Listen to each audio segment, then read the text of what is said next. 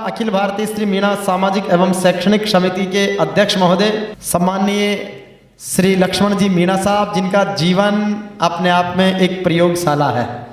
शिक्षा के लिए, समाज के लिए, प्रशासन के लिए और राजनीति के लिए निश्चित रूप से हम सबको एक आदर्श जीवन जीने के लिए ऐसे महान व्यक्तित्व का अभिनंदन करना चाहिए। आदरणीय श्री लक्ष्मण जी मीणा।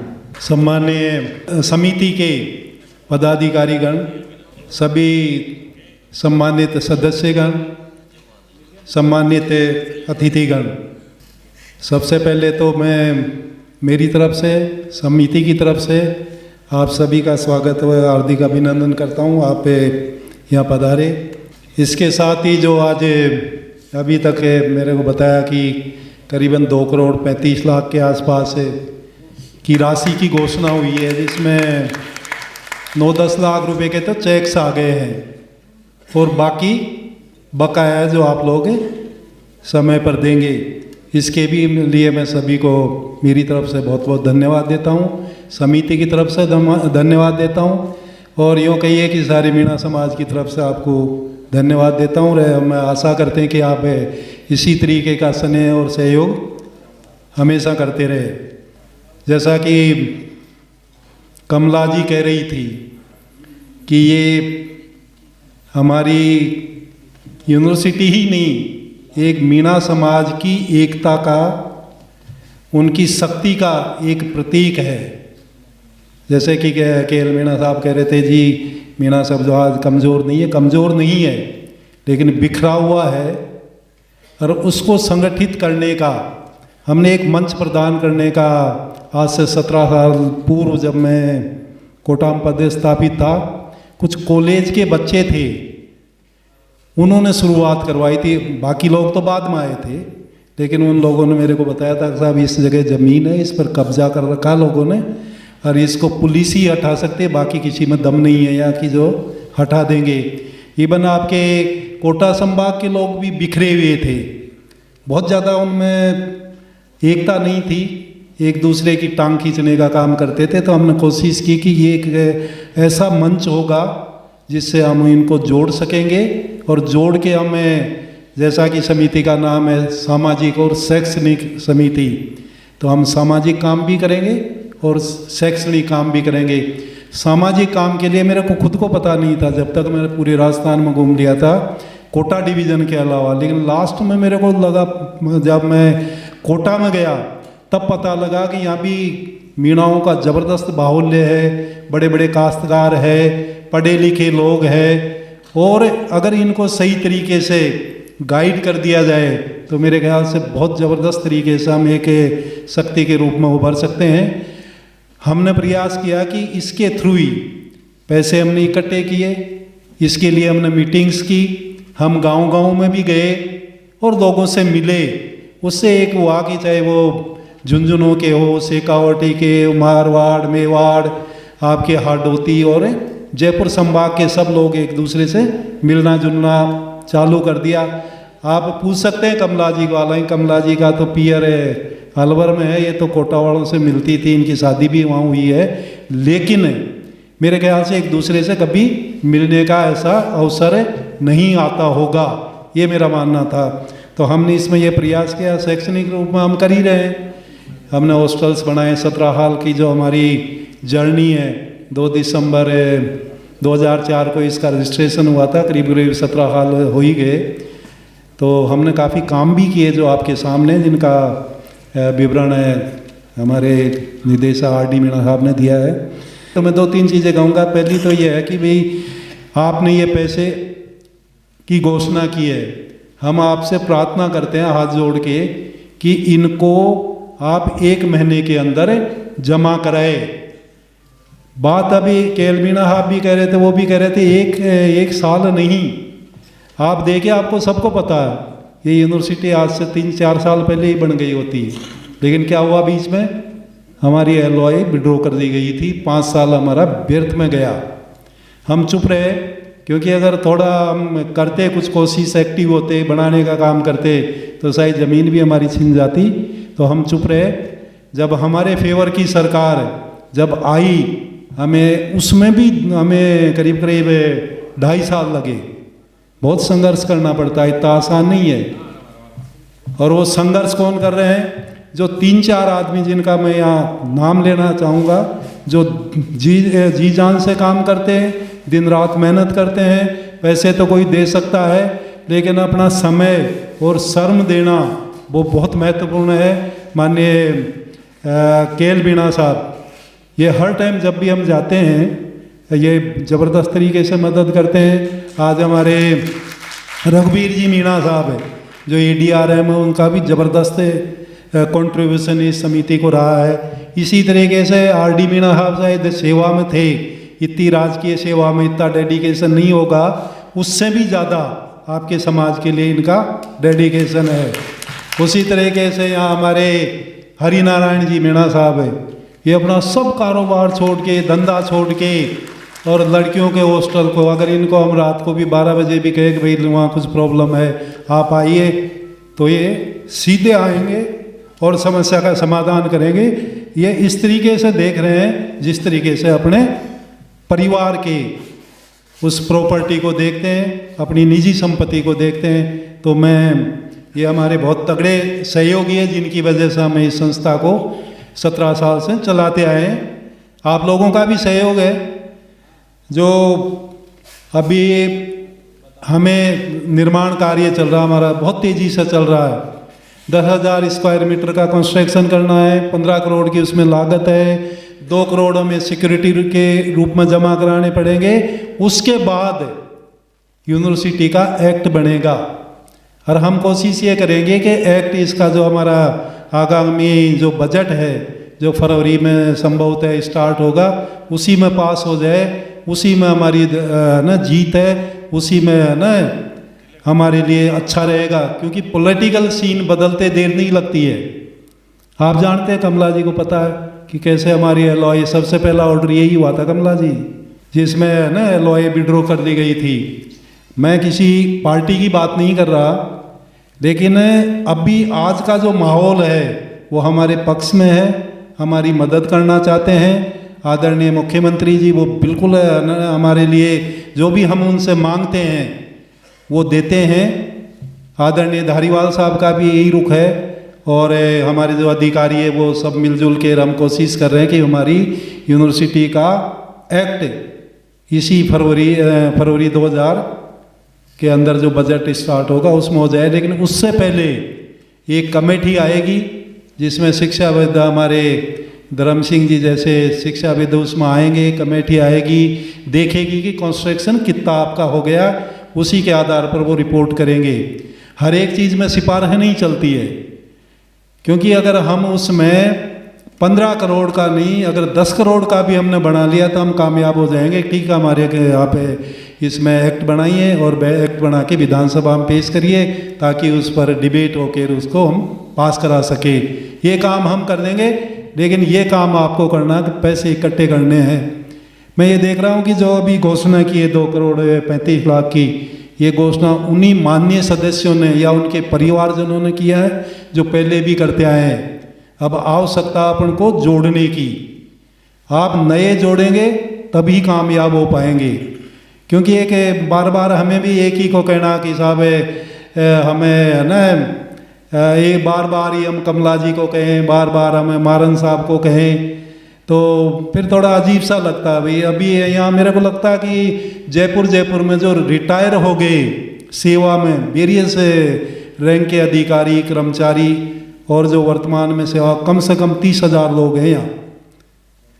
हमें तो अगर 6,000 भी आ जाए हमारे साथ और 25 भी दे दे तो 15 करोड़ तो हम इकट्ठे हो जाएंगे एक महीने में ही। ये आपको करना है, इसमें आपको नए लोग जोड़ना है। बत्तीलाल जी कह रहे थे कि साहब ये गाँव में लोग कितना भी बड़ा अधिकारी चले जाए उसकी है ना ज़्यादा इज्जत नहीं करते। उसके लिए मैं आपको बताता हूँ, इज्जत करते हैं, लेकिन आप अभी से एक्टिव रहिए ना। पहले नौकरी में तो आप 60 साल तक तो अकड़ा ही दिखाएंगे, गांव में जाएंगे ही नहीं, गांव वालों की परवाही नहीं करेंगे। फिर आप एक्सपेक्ट करते हो कि वो आपके ना माला लेकर आपके स्वागत के लिए खड़े रहेंगे, कतई नहीं रहेंगे। मैं जानता हूँ, मैं नौकरी भी की है, मैंने एडमिनिस्ट्रेटिव सर्विसेज की भी की, मैंने IPS की भी की, और अब राजनीति में अभी है। लेकिन गांव वाले तभी मदद करेंगे जब आप उनकी मदद करोगे समय रहते। तो मैं खैर सलाह तो नहीं दे सकता, लेकिन मैं आग्रह करता हूं, जो रिटायर्ड हो गए ना लोग, जो सेवा से निवृत्त हो गए, BP मीणा साहब कह रहे थे कि कम से कम 20 साल तक वो ज़्यादा एक्टिव रह सकता है, और उसका जो अनुभव है 60 साल तक की उम्र का, उसको हमारे समाज के लोगों के लिए काम में ला सकते हैं। मैं तो ये भी कहूँगा कि ये जो रिटायर हो गए ना, कोई ना कोई पार्टी ज्वाइन कर लो और आप पॉलिटिक्स में आ जाओ।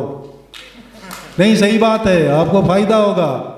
मैंने आज कल 2 बार मैंने, हमारे करीब में 32-33 MLAs है, सबको तो नहीं, लेकिन मैंने करीबन 22-1 को मैंने टेलीफोन किए थे, उनसे आग्रह किया था, निवेदन किया था कि साहब हमारे यूनिवर्सिटी के लिए वो जो हमारे मेंबर्स है, आप भी हमारे मेंबर्स हो। हालांकि वो नहीं है, लेकिन मैंने कहा आप भी मेंबर्स हो, आप पधारे और हम आपका स्वागत भी करेंगे। आप नए नए मंत्री भी बने, आपको अच्छा महकमा भी मिला है और औरों को मिल जाएगा, उसकी भी हम दुआएं वहाँ करेंगे। तो एक नहीं आया, वो इसलिए नहीं आया कि उनको पता है शायद वहाँ पैसे मांगेंगे। तो आप है ना, अपनी अपनी कॉन्स्टिट्यूएंसी में जो भी MLA है उस पर इतना प्रेशर बनाओ कि वो फिर बाध्य हो जाएगा, वो पैसे भी देगा और आपके हाथ पाँव भी जोड़ेगा। वो जोड़ेगा इस वजह से कि आप खुद खड़े हो जाओ कि भाई मैं भी इलेक्शन लड़ूंगा यहाँ से। तो नहीं, तभी संभव है, हकीकत है ये।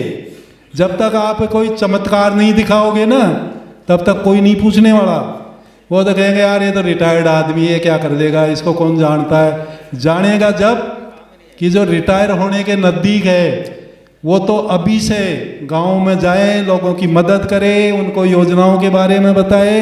और हमारे KL मीणा साहब के जैसे अधिकारी बैठे हैं, इनको तो हम कहे तो एक यूनिवर्सिटी का मैटर था जो मंत्री ने डिसाइड कर दिया था कि नहीं ये तो उसमें जॉब ने एग्रीकल्चर यूनिवर्सिटी में होगा। मैं गया साहब ये क्या कर रहे हो, ये तो वेटरनरी से संबंधित है और हमें धर्म सिंह जी को BC बनाना अगला, तो आप इसका ये करो। इन्होंने मेरे ख्याल से विद इन आवर्स टाइम इन्होंने चेंज करा दिया और मंत्री जी ने कहा कि आप जो भी सेक्रेटरी साहब लिखते हैं वो लिखवा लाओ, मैं आपको जाए, हम जाके खुद वहाँ से करा के लाए। धर्म सिंह जी भी मेरे साथ थे।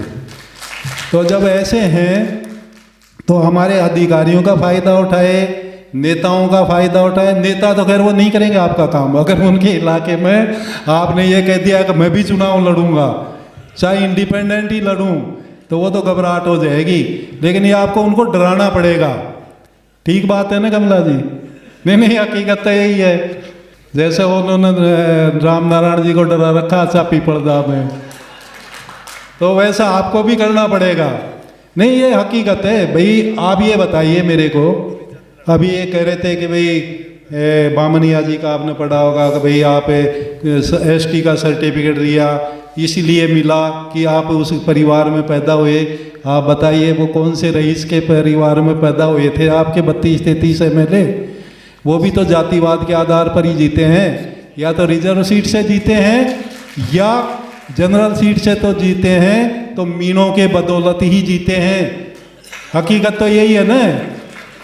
तो ये हकीकत उनको बखान करो कि भाई तू हमारे साथ आ जा, वरना तो अगला 2023 का चुनाव मैं भी लड़ूंगा और फिर तेरे को पता लग जाएगा कि मेरे में क्या दम है। 2 साल है, भी खूब तैयारी कर सकते हो आप। तो एक तो ये करिएगा। वो कहेंगे भाई ये पॉलिटिक्स की बात है, लेकिन मैं तो खुल के बोलता हूँ, मैं परवाह नहीं करता किसी की भी, क्योंकि हम परवाह उनकी करते हैं जो हमें बनाने वाले हैं।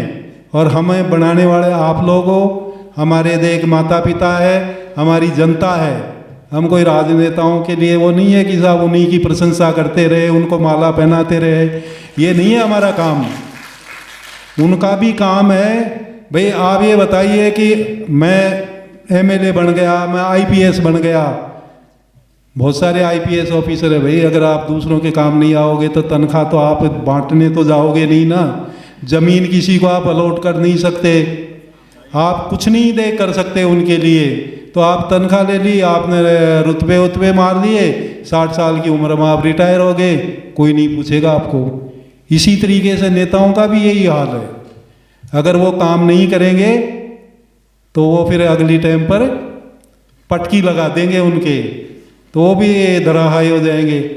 तो ये चीज़ें अपन को उन लोगों को भी बताना, उनका भी सहयोग लेना है। मैं तो अभी फिर कोशिश करूँगा कि थोड़े दिनों बाद में एक और प्रोग्राम रहे, और उसमें इनसे नहीं, हमने जो हमारे सम्मानीय सदस्य 1500 1800 उनसे नहीं लेंगे हम, उनको कहेंगे आप तो रिजर्व में रहो, और बाकी उनसे हम कहेंगे भाई आप भी करिए, आपके भी काम करते हैं कि केएल मीणा आपके पास लाइन लगी रहती है, सुबह से शाम तक आते रहते हैं, काम बताते रहते हैं, ये करते भी रहते हैं, जिन जिन महकमों में रहे उनको टेलीफोन भी करते रहते हैं, और इनके प्रति जो लोगों की सद्भावना है, जो लोगों को ओबलाइज किया इन्होंने, वो इनके काम भी करते हैं, दूसरों के काम करते हैं, हम भी करते हैं, हम भी बहुत लोगों के काम करते हैं, लेकिन जब ज़रूरत पड़ती है तो वो लोग दाएं बाएं हो जाते हैं। ये नहीं होना चाहिए।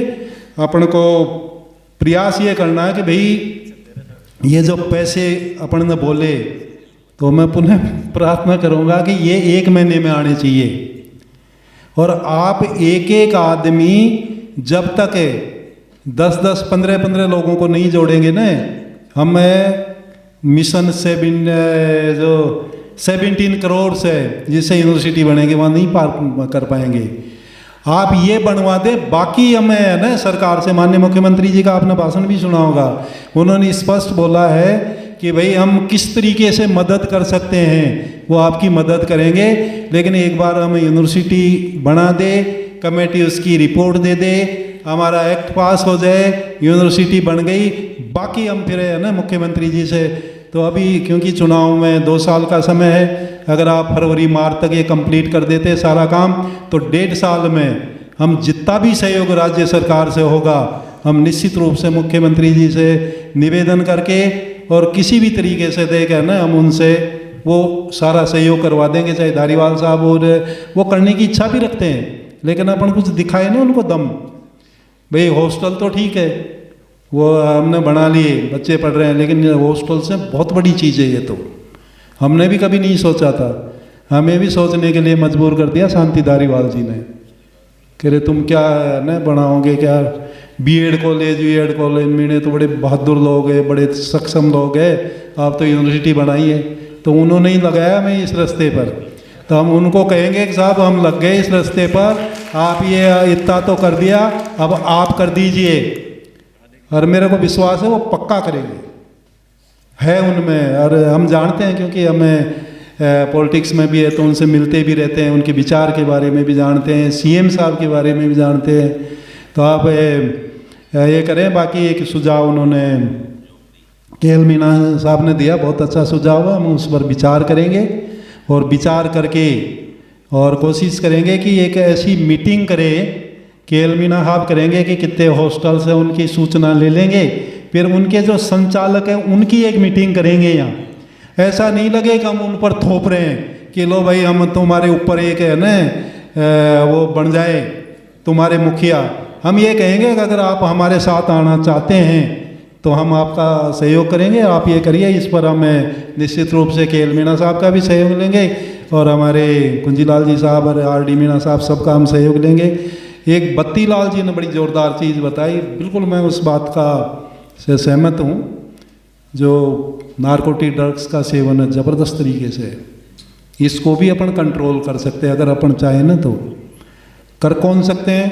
जैसे अपने रिटायर्ड अधिकारी अपने अपने गांव में जाए, लोगों से मिले, देखे, अधिकारियों को बताए, और वो काफ़ी कुछ चीज़ें कर सकते हैं।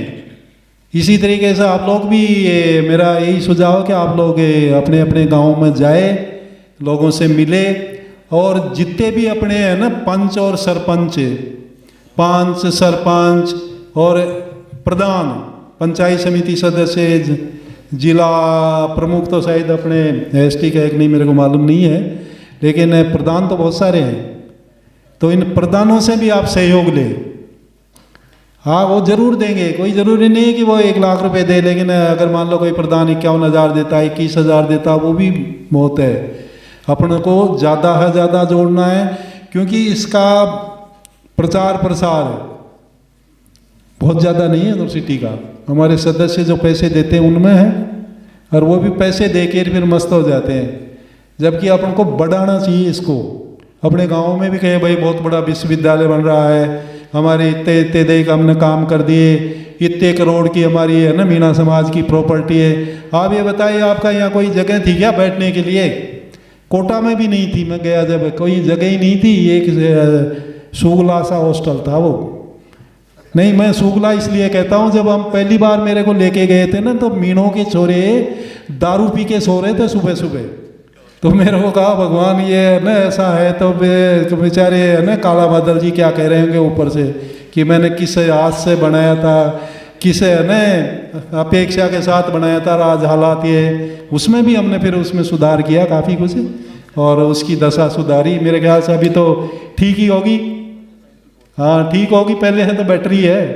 इसी तरीके से हमने ये अपन कोशिश करें, आपके 4 जिले हैं, कोटा, बूंदी, बारां और झालावाड़। इनमें तो ज़बरदस्त तरीके से प्रचार है। हमारी जो है ना 50% आबादी हमारी बहनों माताओं की महिलाओं की है, मात्र 4 यहाँ है ना उपस्थित हुई है। मैं आपको बता दूं, अगर इनको आपने जोड़ दिया और इनके देख आक भाई यूनिवर्सिटी बन रही है, आपकी बेटी पढ़ेगी, आपकी पोती पढ़ेगी और शानदार बिल्डिंग बन रही है। मैं बताता हूँ आपको 2 महीने के अंदर आप 5-7 करोड़ तो इकट्ठे कर ही सकते हैं। मेरे को मालूम है, जब मैं हॉस्टल वहाँ बन रहा था तो मैं नौकरी में था, हालांकि मैं परिवार नहीं करता था, हालांकि मुख्यमंत्री आपके वहाँ की थी, लेकिन फिर भी मेरे को आज तक पूछा नहीं उन्होंने कि भाई तूने क्या कबाड़ा कर दिया यार। उनके हिसाब से तो कबाड़ा ही था, क्योंकि वो सोच रही थी मीणा यूनाइट हो जाएंगे तो फिर हमारी गद्दी छिन जाएगी। तो ये हमने किया तो वहाँ महिलाएं आती थी और दिखा के लाते थे उनके पतिदेव की, देखो देखो ये हॉस्टल बन रहा है, इसमें हमारी छोरियाँ पढ़ेगी। तो वो देख के बड़ी जोरदार वो टीचर मेरे घर तक भी आ जाते थे। वो कहते थे अच्छा इसमें तो पढ़े के पैसे दे के चलो। आप तो घर आते थे, पैसे दे के जाते थे। और हमने ग्रामीण एरिया से जितने पैसे कोटा डिवीज़न से इकट्ठे किए, उसकी मेरे ख्याल से और दूसरे एक इलाके से हम आज तक नहीं कर पाए। बहुत ज़बरदस्त तरीके से पैसे दिए थे लोगों ने। बंसी लाल जी हमारे हैं, ये SDM थे वहाँ इटावा में, थे ना वहीं। एक राजा राम और थे, राजा राम पुलिस में थे, CI थे, DYSP से रिटायर हो गए। लेकिन इन दोनों की जोड़ी थी, वहाँ बड़े बड़े जागीरदार लोग हैं, मीणा बड़े बड़े काश्तकार लोग हैं। ये शाम की जाते थे, उनके खाना भी खा के आते थे और 1-1 किलो दूध पी के आते थे और 1-1 लाख रुपए भी लेके आते थे। पूछ लो इनको, लाते थे ना आप। और खूब उन्होंने कहा जी हमसे तो वो ले गए पूरे ही पैसे। आपका बूढ़ादी, तयाना, आपका है ना सुल्तानपुर, आपका इटावा, उस इलाके से इन्होंने खूब पैसे इकट्ठे किए थे। ज़बरदस्त सहयोग किया था इन्होंने। तो हमारी आप सभी लोगों से प्रार्थना है कि आप अपन को इस अपने प्रोजेक्ट को मार्च तक ही कंप्लीट करना है, एक्ट पास करवाना है। एक्ट पास हो गया तो फिर तो अपने आराम से कर देंगे सब काम। लेकिन उसके लिए तो अपन को है ना कम से कम 10 करोड़ रुपए तो चाहिए। अभी 4 करोड़ रुपए हमारे इकट्ठे हुए हैं और ये जो आज करीबन 9-10 लाख रुपए का तो हो गया, इसमें चेक वगैरह आ गए। लेकिन बाकी जो पैसे हैं, बाकी करीबन 2.25 करोड़ है, ये कृपा करके जिन्होंने घोषणा की है, चाहे वो महकमे के लोगों ने की है, इंडिविजुअल की है, परिवार ने की है, तो वो 1 महीने के अंदर जमा कराए। और इसके लिए इसको मॉनिटर कौन करेंगे? KL मीणा साहब करेंगे, कुंजीलाल जी करेंगे, RD मीणा साहब करेंगे। क्योंकि हम ऐसा नहीं हो कि कहीं धोखे में रह जाए कि हाँ जी पैसे ऐसे तो इतने इकट्ठे हो गए 2 करोड़ और अब क्या चिंता अभी और हो जाएगी, एक मीटिंग करेंगे। तो वो नहीं होना चाहिए, क्योंकि पैसे हमें मिलने ही चाहिए। क्योंकि ठेकेदार, इन्होंने ठेका दे रखा, ठेके में काम तेज़ी से चल रहा, ठेकेदार को पैसे चाहिए। सीमेंट भी महंगी है, लोहा भी महंगा, ईंट भी महंगी है, पेट्रोल डीजल महंगा, तो उनका ट्रांसपोर्टेशन भी महंगा है, तो कंस्ट्रक्शन कॉस्ट भी बहुत ज़्यादा है। तो आप ये लोग करें और जो ये सहयोग कर रहे हैं उनके परिवार और उनको सबको हम बहुत बहुत धन्यवाद देते हैं, उनका आभार व्यक्त करते हैं और पुनः हम उनसे प्रार्थना करते हैं कि इसी तरीके का सहयोग आप हमारे साथ बनाए रखें। जय हिंद, नमस्कार।